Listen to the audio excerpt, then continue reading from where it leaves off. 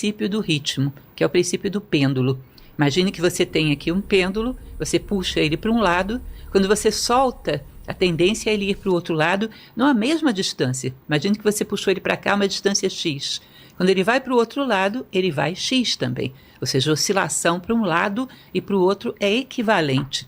Isso diz que, por exemplo, se você tem um excesso de euforia, é provável que do outro dia você tenha um excesso de tristeza que seja correspondente. Os excessos são mais ou menos equilibrados. Então, se o homem não quer que o seu pêndulo no dia seguinte vá para um extremo oposto, que ele procure um meio termo mais sereno, mais equilibrado, porque os extremos se compensam.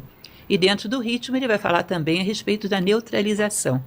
O que é a neutralização? Como é que você fica acima das polaridades do mundo? Eu sempre uso o exemplo das crianças brigando por um brinquedo. Tá. Uma criança brigando com a outra, puxando o ursinho. Quando é que você pode neutralizar esse conflito? Quando você não deseja mais o ursinho.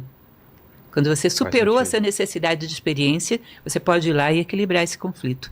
Tá? Você subiu um degrau do ponto de vista de consciência. Aquele ursinho, eu não preciso daquele ursinho, então eu estou tão isento daquela lá que eu consigo definir essa situação. Eu consigo equilibrar. Se eu tivesse envolvido emocionalmente com aquele ursinho, eu não Seriam conseguia. 3 brigando pelo ursinho. Exatamente. E assim vai. Digamos que esse pai brigue com outro pai. Esses dois pais que estão brigando para saber quem é que educa as crianças, estabelece aqui um outro conflito, em outro patamar. Aí vem o avô e diz, que é isso, vocês estão brigando à toa, rapazes. Os dois querem o bem das crianças, seja um outro nível de consciência, já não precisa mais de autoafirmação como pai melhor da vizinhança.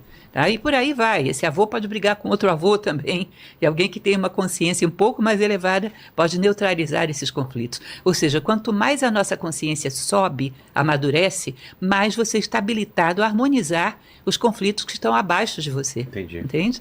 Então, se a gente tem muitos conflitos no mundo e não nos sentimos habilitados a interferir de maneira positiva neles, é porque a nossa consciência não os superou. Se superasse, nós teríamos uma habilidade para conciliar os conflitos todos do mundo.